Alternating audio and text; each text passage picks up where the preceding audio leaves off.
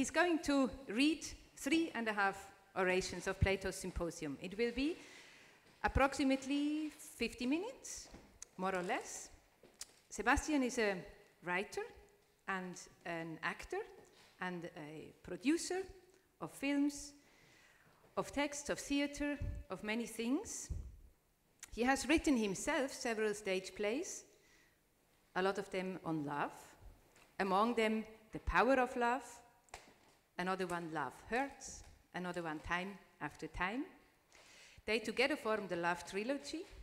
He has also written a libretto for Icon with music and lyrics by Jonathan Calder, which has had its American premiere as an invited production at the New York Musical Festival in 2016. Sebastian has written and directed 2 short films, and his debut feature film, The Hour of Living, was nominated for the Basel Film Prize and has since been screened at festivals in New York, Australia, and Italy.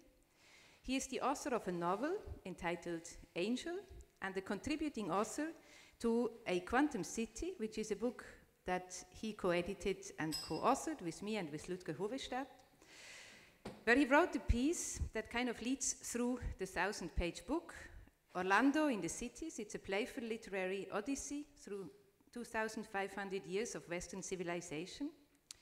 He is also the writer, and together with Ludger and with me, co-author of A Genius Planet, which postulates a networked energy model for the digital age, and which has been published last year by Birkhäuser.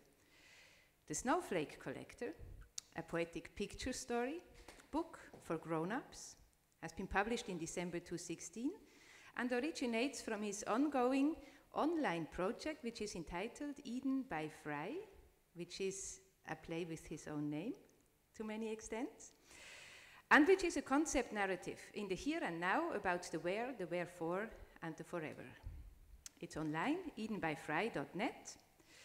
As a freelancer, Sebastian has written concepts, scripts, and treatments for numerous shows, multimedia presentations, brand experiences, experiential training programs, and project-winning pitches, and written, produced, and directed video content for companies like HP, Vodafone, Barclays, Xerox, Motorola, Panasonic, the Royal Navy, and also NHS Leadership Academy, among many others. He lives in London and goes wherever his projects and work take him. And tonight he's here giving a reading to us from a time long gone by in many ways. Sebastian. Thank you.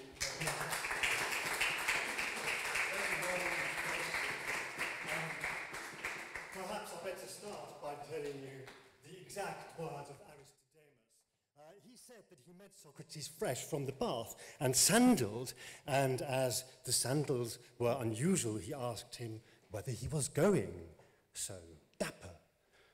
To the banquet of Agathons, he replied, whose invitation to his sacrifice of victory I refused yesterday, fearing a crowd, but promising that I would come today instead, and so I've put on my finery because he is such a fine man. What say you to going with me unasked? As they went along, Socrates dropped behind in a fit of abstraction and desired Aristodemus, who was waiting, to go on before him. When he reached the house of Agathon, he found the doors wide open, and a comical thing happened. A servant came out to meet him and led him at once into the banqueting hall in which the guests were reclining, for the banquet was about to begin. "Welcome, Aristodemus," said Agathon, as soon as he appeared. "You are just in time to sup with us. But what have you done with Socrates?" I turned round, but Socrates was nowhere to be seen, and I had to explain that he had been with me a moment before, and that I came to the supper by his invitation. "You were quite right in coming," said Agathon, "but where is he himself?" "He was behind me just now, as I entered," he said, "and I cannot think what has become of him." "Go and look for him, boys," said Agathon, "and bring him in, and you, Aristodemus, meanwhile, take the place next to Eryximachus." The servant then assisted him to wash, and he lay down, and presently another servant came in and reported that our friend Socrates had retired into the portico of the neighbouring house. "There he is fixed," he said, "and when I call to him, he will not stir." "How strange," said Agathon. "Then you must call him again and keep calling him." "Leave him alone," said my informant. "He has a way of stopping anywhere and losing himself without reason. I believe that he will soon appear. Do not, therefore, disturb him." "Well, if you think so, I will leave him," said Agathon. And then, turning to the servants, he added, "Let us have supper without waiting for him. Serve up whatever you please. Imagine that you are our hosts, and that I and the company are your guests. Treat us well, and we shall commend you." At last, when the feast was about half over, Socrates entered. Agathon, who was reclining alone at the end of the table, begged that he would take the place next to him, "that I may touch you," he said, "and have the benefit of that wise thought which came into your mind in the portico and is now in your possession, for I am certain that you would not have come away until you had found what you sought." "How I wish," said Socrates, taking his place as he was desired, "that wisdom could be infused by touch out of the fuller into the emptier man, as water runs through wool out of a fuller cup into an emptier one. If that were so, how greatly should I value the privilege of reclining at your side, for you'd have filled me full with a stream of wisdom, plenteous and fair, whereas my own is of a very mean and questionable sort, no better than a dream. But yours is bright and full of promise, and was manifested forth in all its splendour of youth the day before yesterday, in the presence of more than 30,000 Hellenes." "You mock me," said Socrates, said Agathon, "and ere long you and I will have to determine who bears off the palm of wisdom. Of this, Dionysus shall be the judge, but at present you are better occupied with supper." Socrates supped with the rest, and then libations were offered, and after a hymn had been sung to the god, and there had been the usual ceremonies, they were about to commence drinking when Pausanias said, "And now, my friends, how can we drink with least injury to ourselves? I can assure you that I feel severely the effect of yesterday's potations and must have time to recover. And I suspect that most of you are in the same predicament, for you were of the party yesterday. Consider then, how can the drinking be made easiest?" It was agreed that drinking was not to be the order of the day, but that they were to all drink only as much as they pleased. Then Eryximachus said, "As you are all agreed that drinking is to be voluntary and that there is to be no compulsion, I move in the next place that the flute girl, who has just made her appearance, be told to go away and play to herself, or, if she likes, to the women who are outside. Today, let us have conversation instead, and if you will allow me, I will tell you what sort of conversation. I will begin," he said, "after the manner of Melanippe in Euripides, not my own the word, which I'm about to speak, but that of Phaedrus. For often he says to me in an indignant tone, 'What a strange thing it is, Eryximachus, that whereas other gods have poems and hymns made in their honour, the great and glorious god Love has no encomiast among all the poets who are so many. There are the worthy sophists too, who have descanted in prose on the virtues of Heracles and other heroes. And what is still more extraordinary, I have met with a philosophical work in which the utility of thought has been made the theme of an eloquent discourse, and many other like things have had a like honour bestowed on them. And only to think that there should have been an eager interest created about them, and yet that to this day no one has ever dared worthily to hymn Love's praises. So entirely has this great deity been neglected. Now in this, Phaedrus seems to me to be quite right, and therefore I want to offer him a contribution. Also I think that at the present moment we who are here assembled cannot do better than honour the god Love. If you agree with me, there will be no lack in conversation, for I mean to propose that each of us in turn, going from left to write, shall make a speech in honor of love. Let him give the best he can, and Phaedrus, because he's sitting first on the left hand, and because he's the father of the thought, shall begin. Aristodemus did not recollect all that was said, nor do I recollect all that he related to me, but I will tell you what I thought most worthy of remembrance and what the chief speaker said.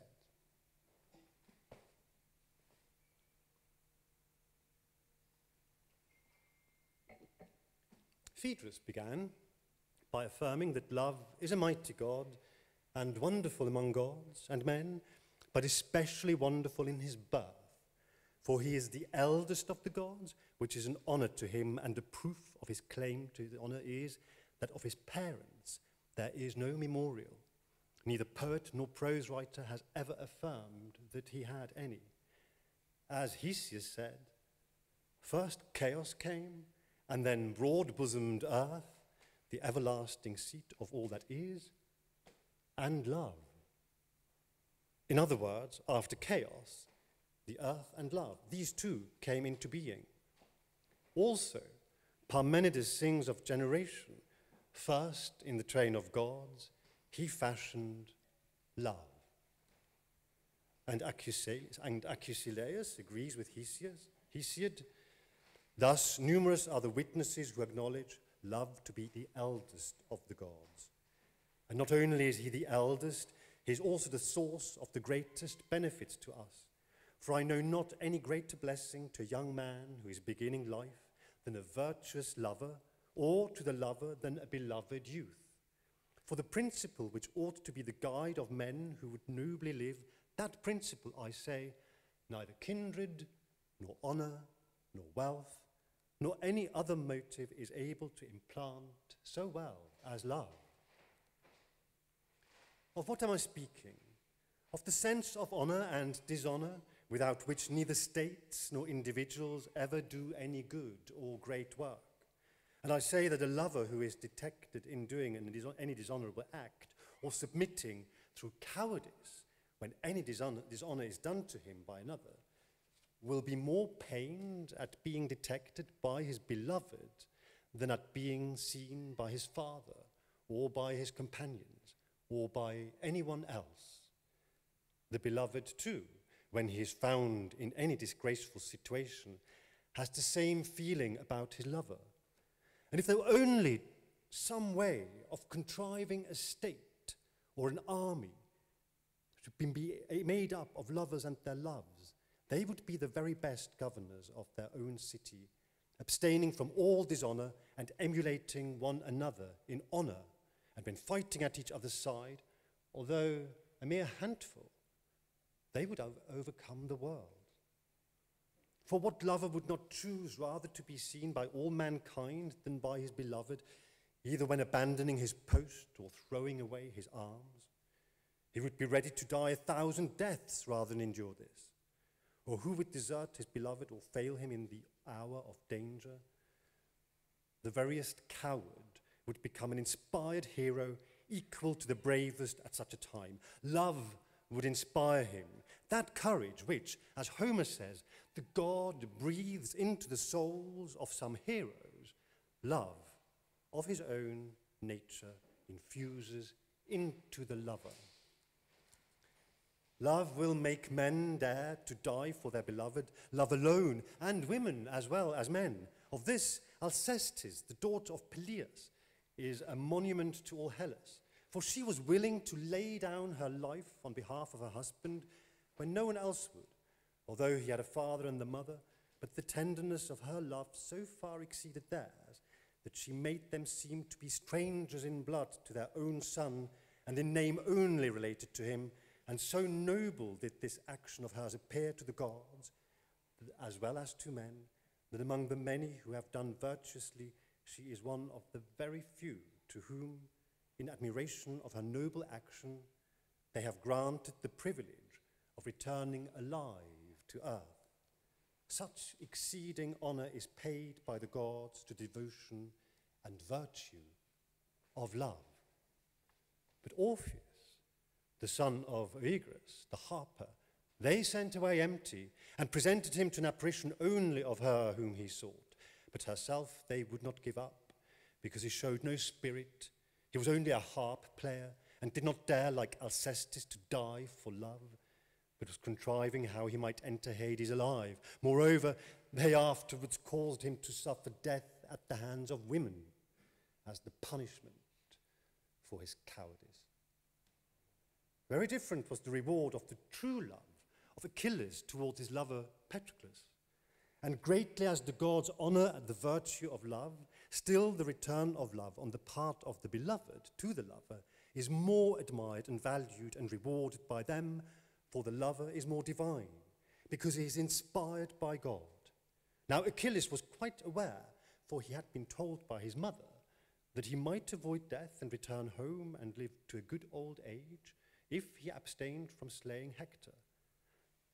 Nevertheless, he gave his life to avenge his friend and dared to die not only in his defense, but after he was dead.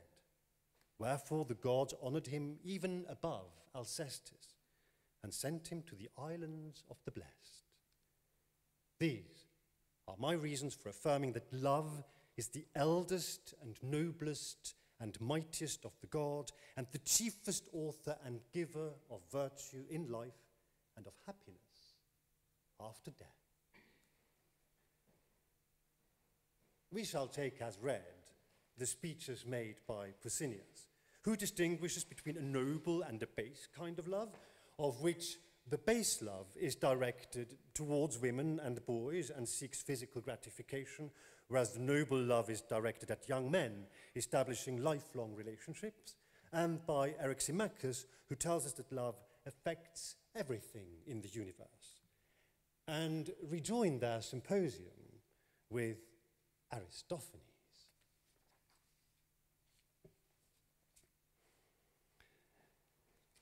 Aristophanes professed to open another vein of discourse. He had a mind to praise love in another way, unlike that either of Pausanias or Eryximachus. Mankind, he said, judging by their neglect of him, have never, I think, at all understood the power of love. For if they understood him, they would surely have built noble temples and altars and offered solemn sacrifices in honor, but this is not done. And most certainly ought to be done, since of all the gods, he is the best friend of men, the helper and the healer of the ills which are the great impediment to the happiness of the race. I will try to describe his power to you, and you shall teach the rest of the world what I am teaching you. In the first place, let me treat of the nature of man, what has happened to it. For the original human nature was not like the present, but different. The sexes were not as they are now, but originally three in number. There was man, woman, and the union of the two having a name corresponding to this noble nature, which once had a real existence but is now lost, and the word androgynous is only preserved as a term for reproach.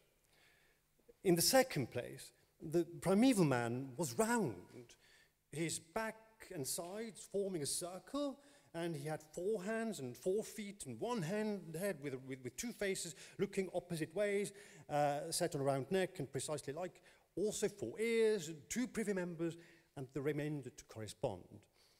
He could walk upright, as men do now, backwards or forwards as he pleased, and he could also roll over and over at a great pace, turning on his 4 hands and 4 feet, 8 in all, like tumblers, going over and over with their legs in the air. This was when he wanted to run fast.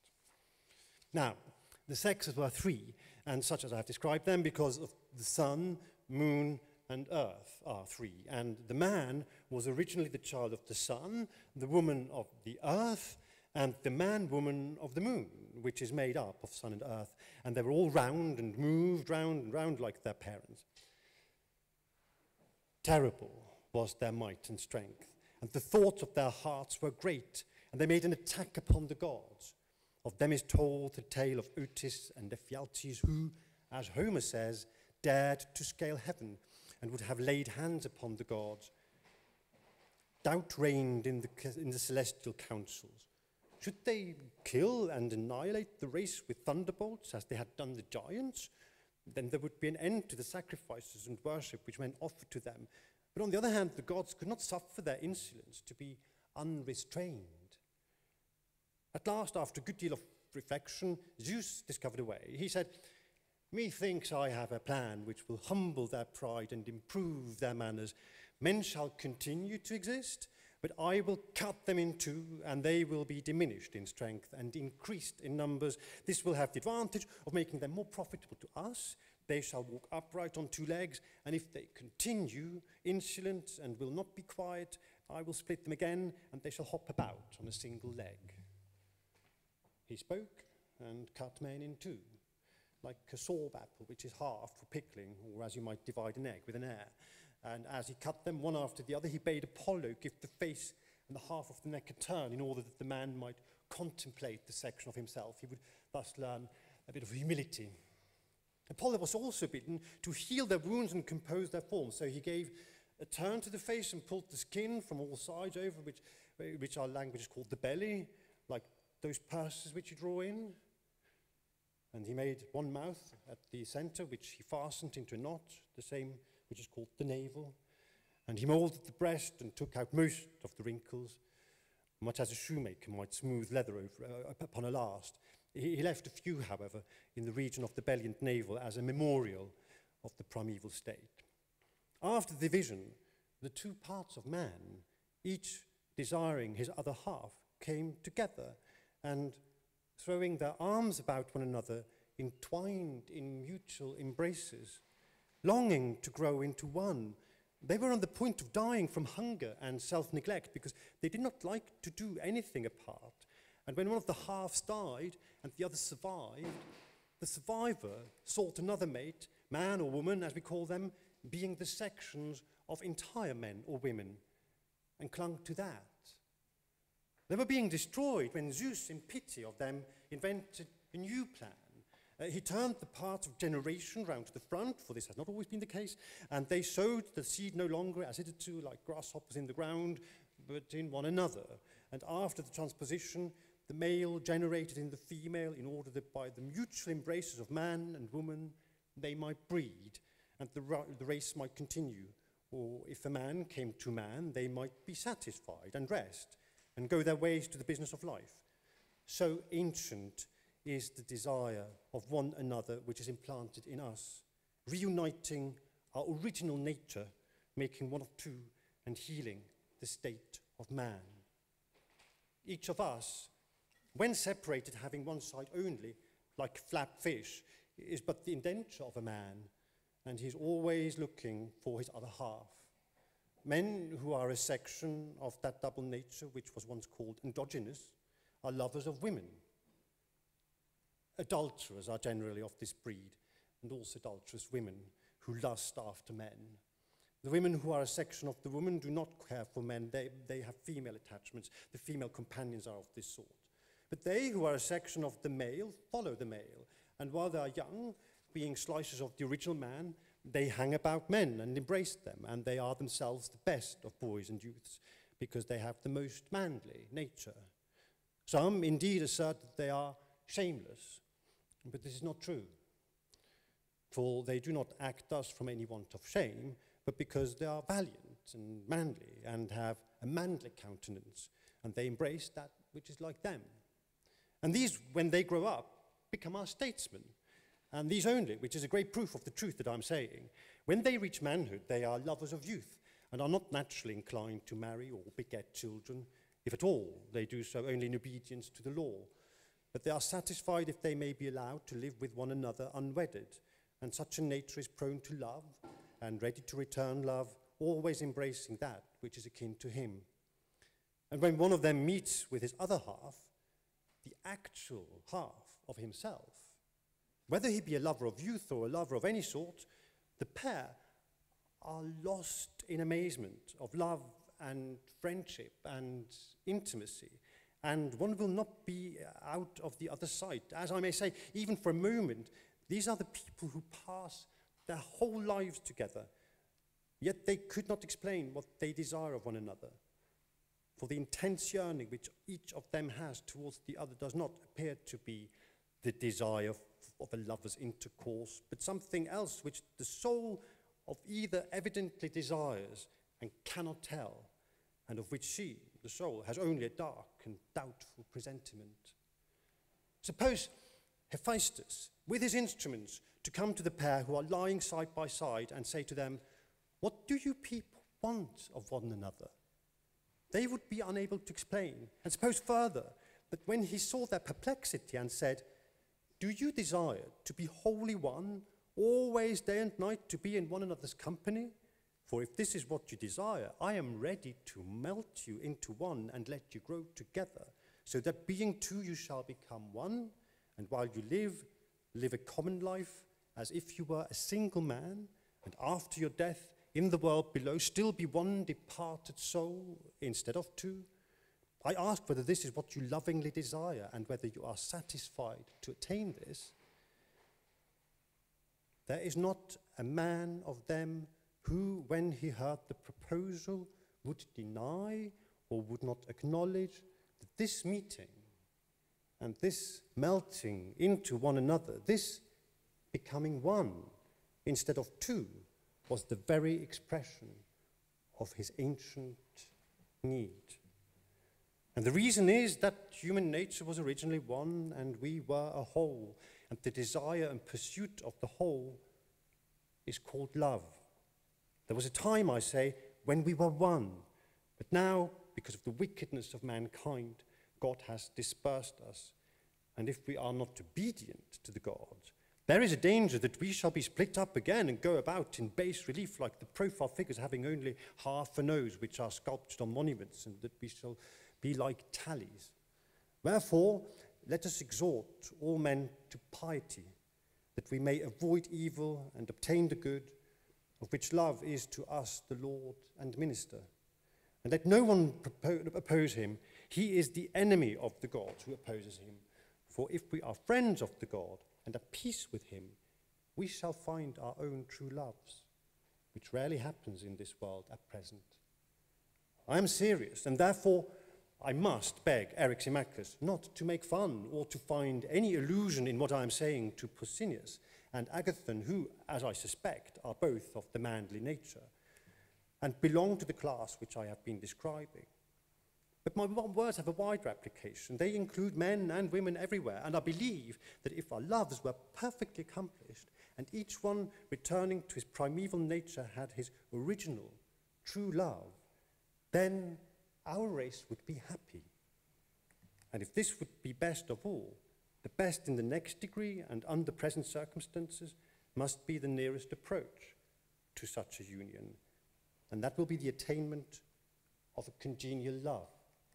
Wherefore, if we would praise him who has given us the benefit, we must praise the God love, who is our greatest benefactor, both leading us in this life back to our own nature and giving us high hopes for the future. For he promises that if we are pious, he will restore us to our original state and heal us and make us happy and blessed. This, Eryximachus, is my discourse of love. After Aristophanes had spoken, Phaedrus suggested that Agathon, host and youngest and handsomest of the speakers, and, as Aristophanes had hinted, in all but name husband to Pausanias, go next.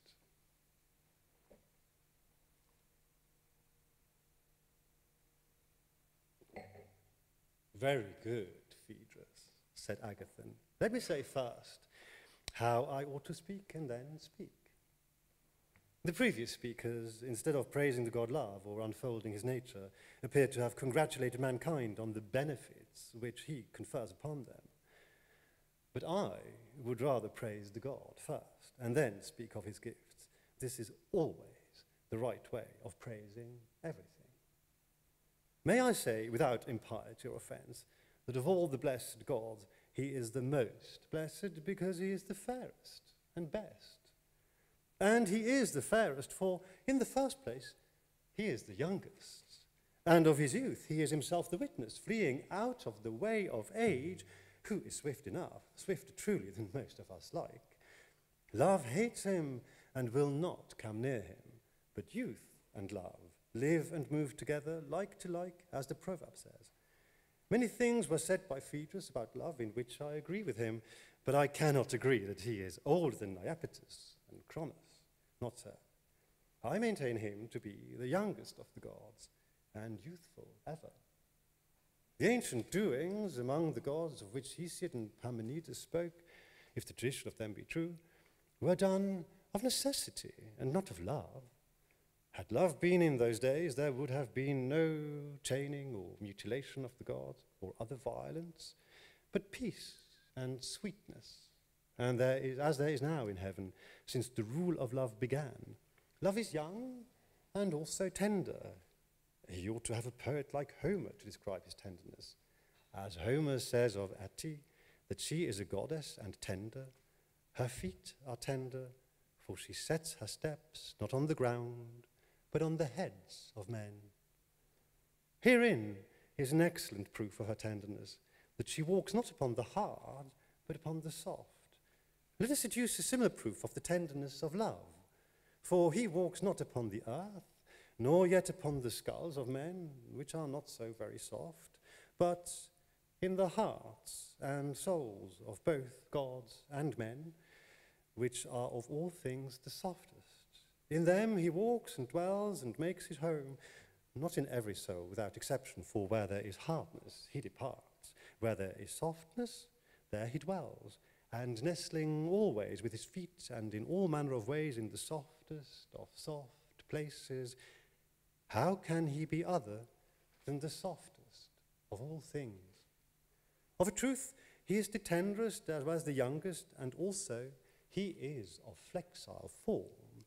For if he were hard and without flexure, he could not enfold all things, or wind his way into and out of every soul of man undiscovered. And a proof of his flexibility and symmetry of form is his grace, which is universally admitted to be in an especial manner the attribute of love. Ungrace and love are always at war with one another. The fairness of his complexion is revealed by his habitation among the flowers, for he dwells not along among bloomless or fading beauties, whether of body or soul or aught else, but in the place of flowers and scents.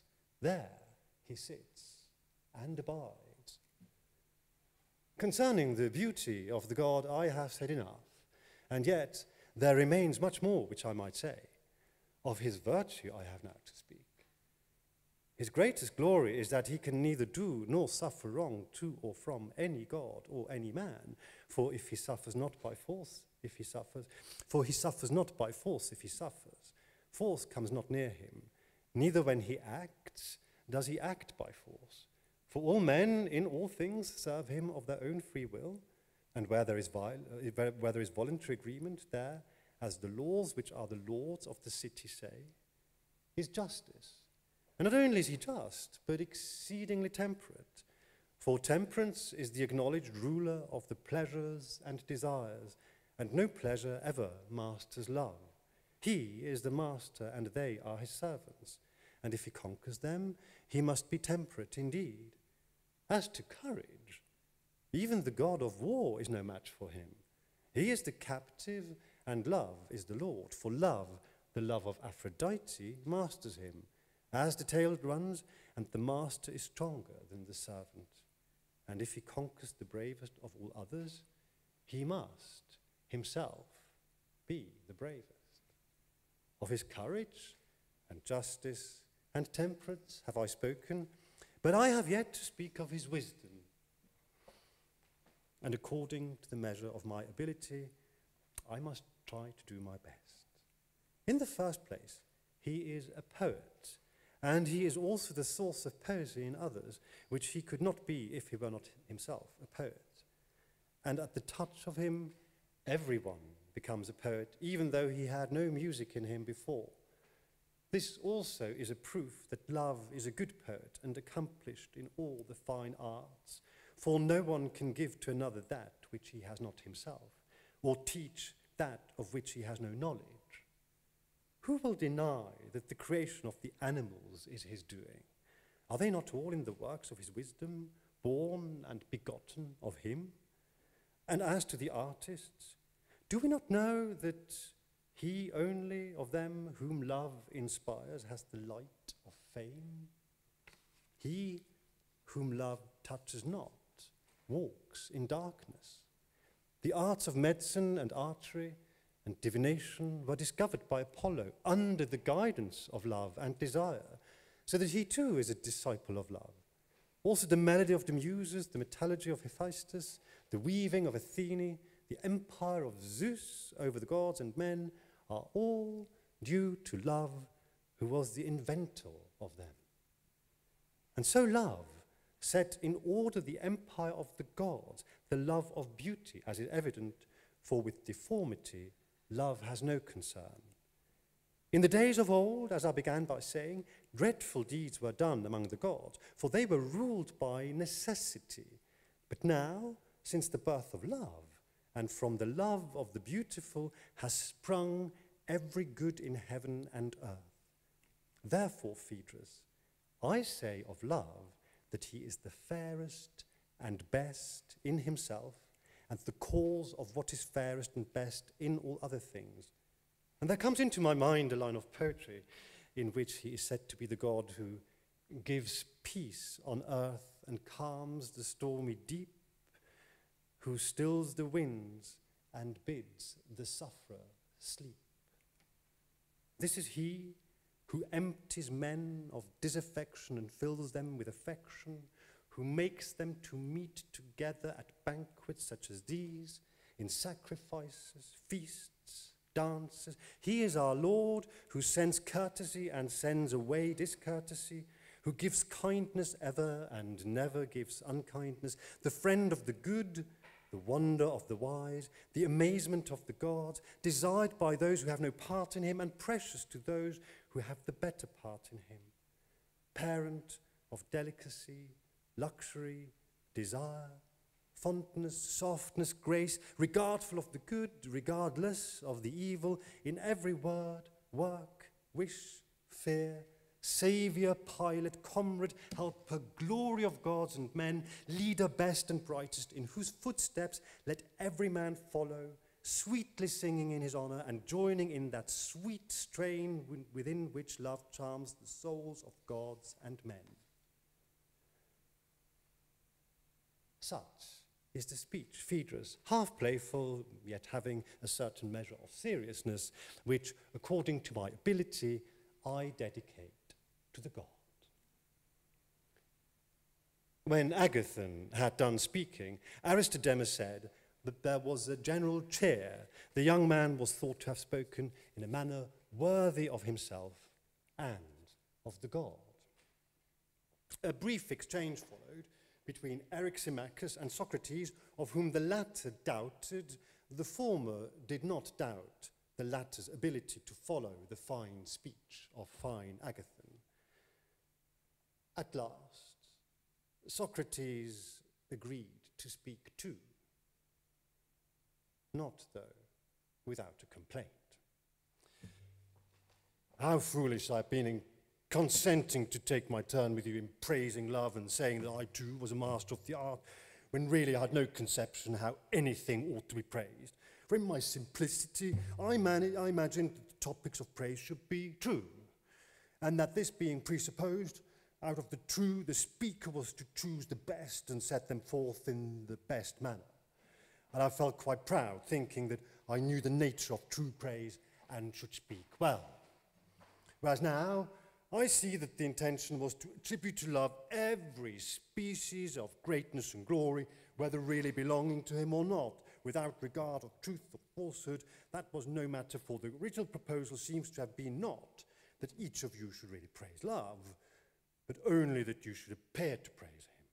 And so you attribute to love every imaginable form of praise which can be gathered anywhere, and you say that he's all this and the cause of all that, making him appear the fairest and best of all those who know him, but for best of all to those who know him not.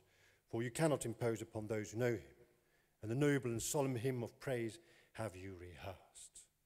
But as I misunderstood the nature of the praise when I said that I would take my turn, I must beg to be absolved from the promise which I made in ignorance, and which, as Euripides would say, was a promise of the lips and not of the mind.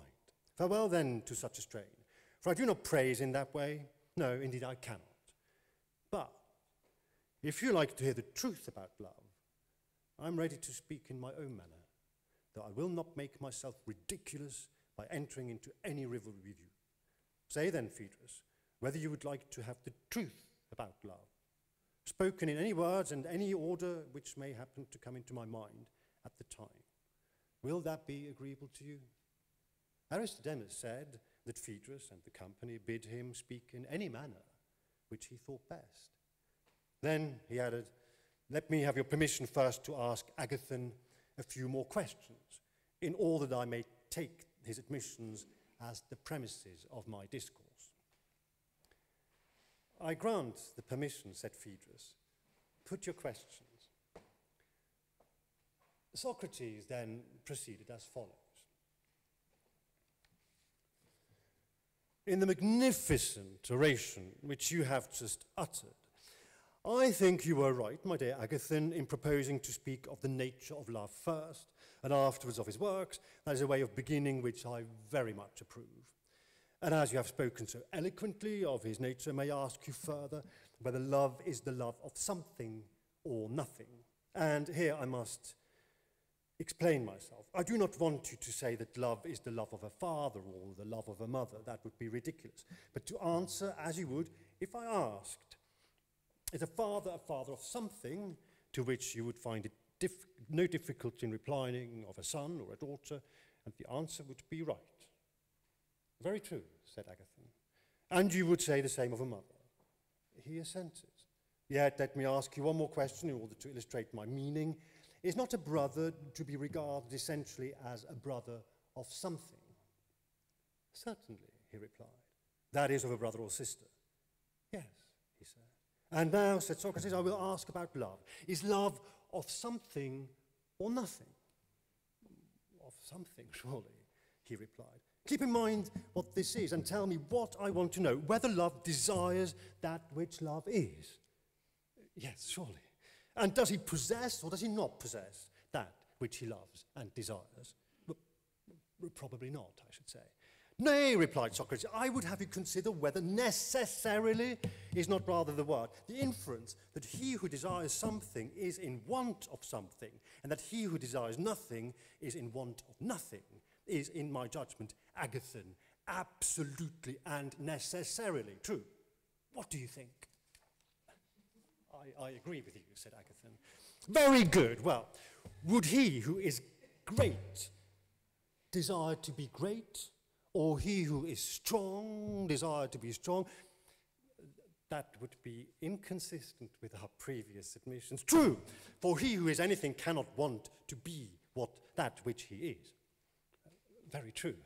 And yet, added Socrates, if a man being strong desired to be strong, or being swift desired to be swift, or being healthy desired to be healthy, in that case he might be thought to desire something which he already has or is. I give the example in order that we may avoid misconception. For the possessors of these qualities, Agathon, must be supposed to have their respective advantages at the time, whether they choose or not. And who can desire that which he has?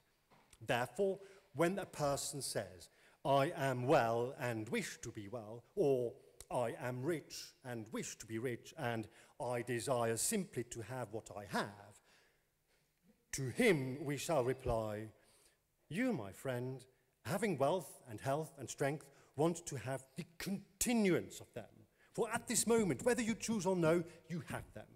And when you say, I desire that which I have and nothing else, is not your meaning that you want to have what you now have in the future?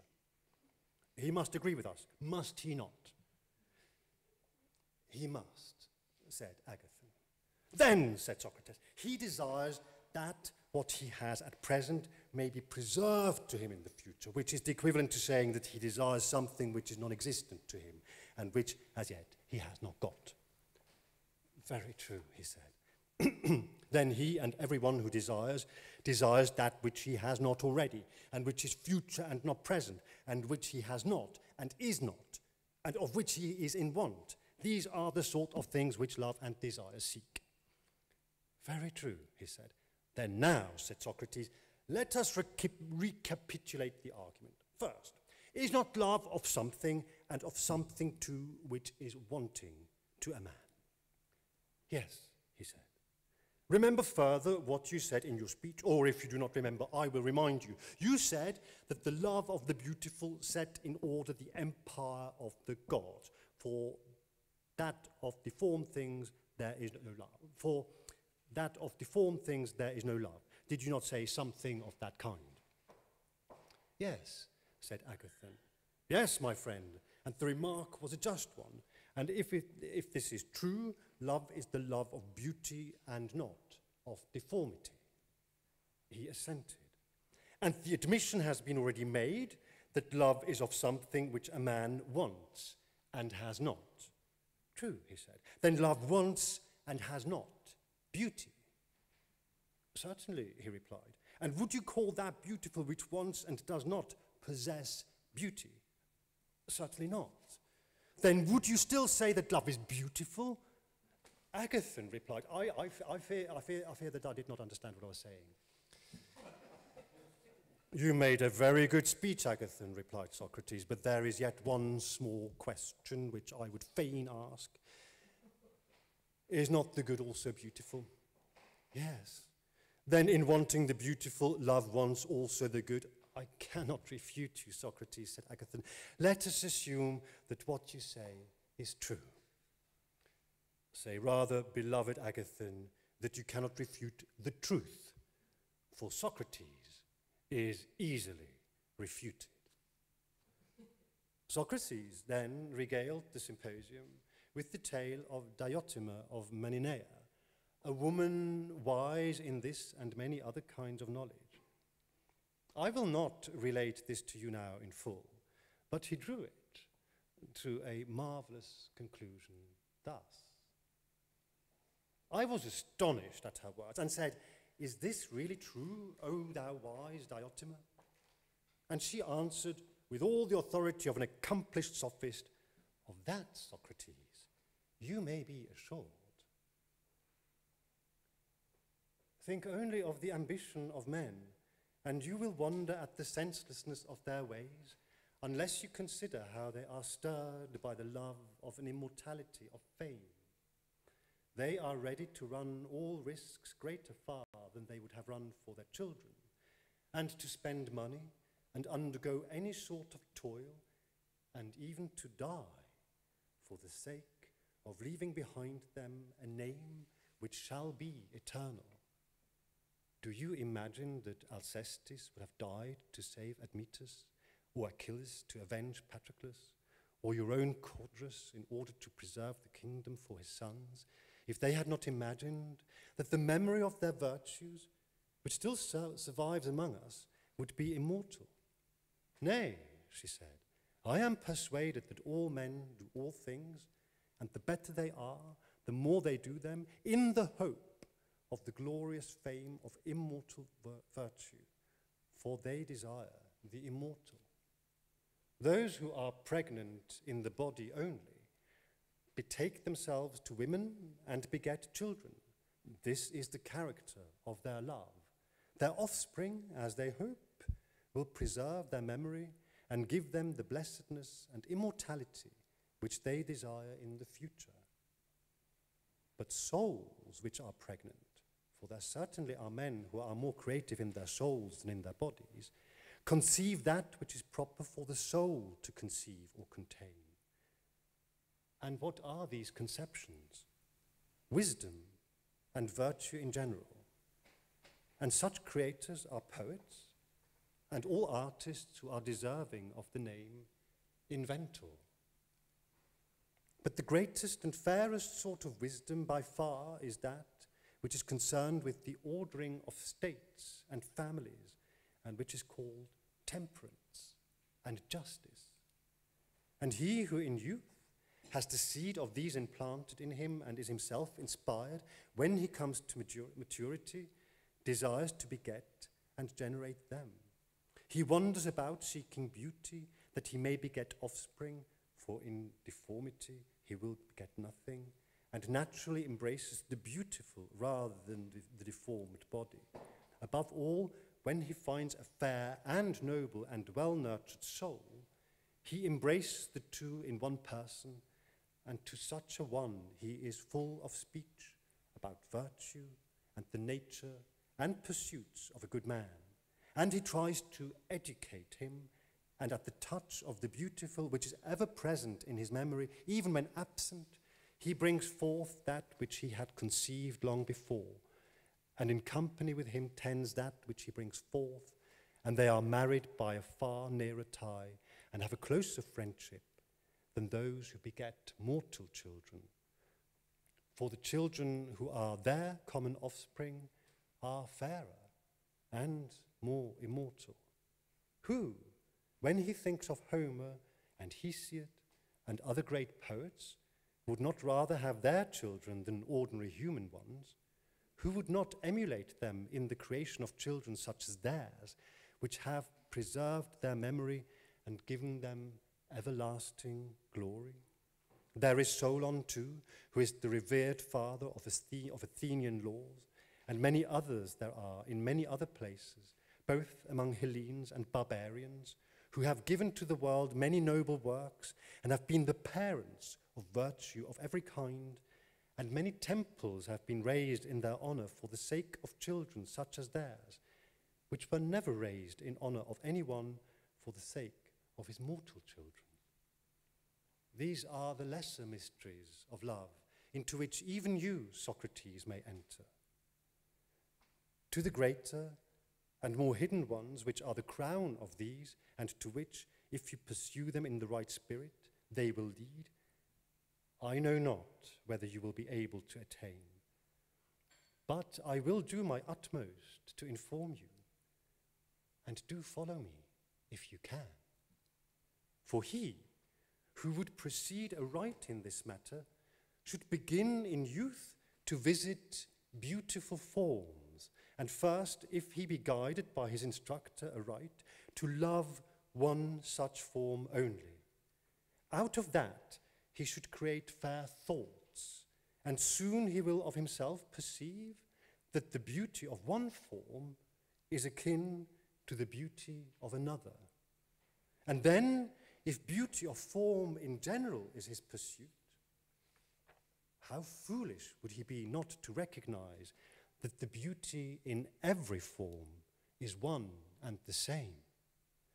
And when he perceives this, he will abate his violent love of the one, which he will despise and deem a small thing, and will become a lover of all beautiful forms. In the next stage, he will consider that the beauty of the mind is more honorable than the beauty of the outward form. So that if a virtuous soul have but a little comeliness, he will be content to love and tend him, and will search out and bring to the birth thoughts which may improve the young, until he is compelled to contemplate and see the beauty of institutions and laws, and to understand that the beauty of them all is one family, and that personal beauty is a trifle. And after laws and institutions, he will go on to the sciences, that he may see their beauty, being not like a servant in love with the beauty of one youth or man or institution, himself a slave, mean and narrow-minded, but drawing towards and contemplating the vast sea of beauty, he will create many fair and noble thoughts and notions in boundless love of wisdom, until on that shore he grows and waxes strong, and at last the vision is revealed to him of a single science, which is the science of beauty everywhere. To this I will proceed. Please give me your very best attention.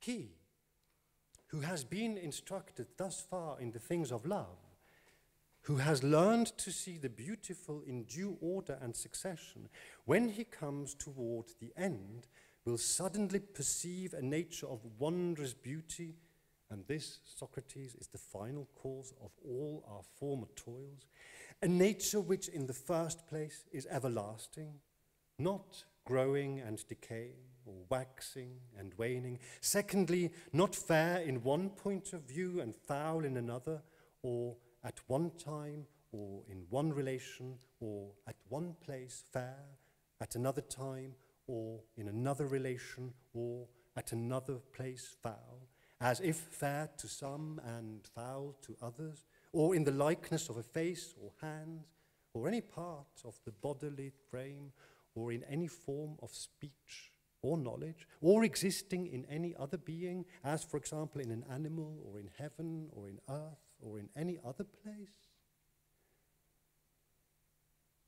But beauty absolute, separate, simple, and everlasting, which without diminution and without increase or any change is imparted to the ever-growing and perishing beauties of all other things. He, who from these ascending under the influence of true love begins to perceive that beauty, is not far from the end. And the true order of going or being led by another to the things of love is to begin from the beauties of earth and mount upwards for the sake of that other beauty, using these as steps only, and from one going to two, and from two to all fair forms, and from fair forms to fair practices, and from fair practices to fair notions, until from fair notions he arrives at the notion of absolute beauty, and at last knows what the essence of beauty is. This, my dear Socrates, said the stranger of Mantinea, is that life above all others which man should live in the contemplation of beauty absolute, a beauty which, if you once beheld, you would see not to be after the measure of gold and garments and fair boys and youths, whose presence now entrances you and many a one would be content to live seeing them only and conversing with them without meat or drink, if that were possible. You only want to look at them and to be with them. But what if a man had eyes to see the true beauty, the divine beauty? I mean pure and clear and unalloyed, not clogged with the pollutions of mortality and all the colors and vanities of human life, thither looking and holding converse with the true beauty, simple and divine. Remember how in that communion only, beholding beauty with the eye of the mind, he will be enabled to bring forth not images of beauty, but realities. For he has hold not of an image, but of a reality. And bringing forth and nourishing true virtue to become the friend of God and be immortal, if mortal man may. Would that be an ignoble life? Such, Phaedrus, and I speak not only to you, but to all of you, were the words of Diotima. And I'm persuaded by that truth. And being persuaded of them, I try to persuade others that in the attainment of this end, human nature will not easily find a helper better than love. And therefore also I say that every man ought to honor him as I myself honor him, and walk in his ways, and exhort others to do the same, and praise the power and spirit of love according to the measure of my ability now and ever. The words which I have spoken, you, Phaedrus, may call an encomium of love, or anything else that you please. After Socrates' speech, Alcibiades turned up, late, and a bit the worse for wear, and praised not so much the god love as Socrates himself.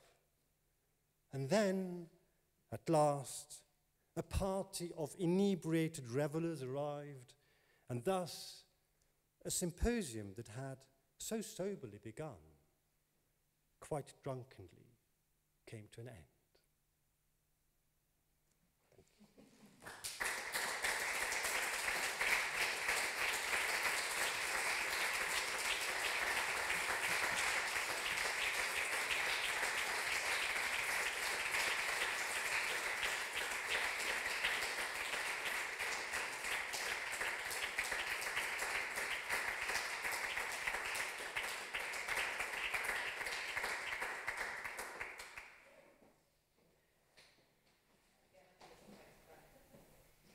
some more wine outside.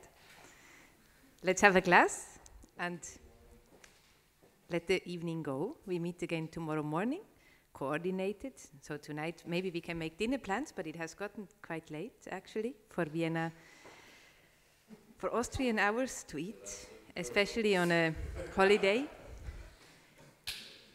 In any case, tomorrow morning, 10, we can be here in the same space again.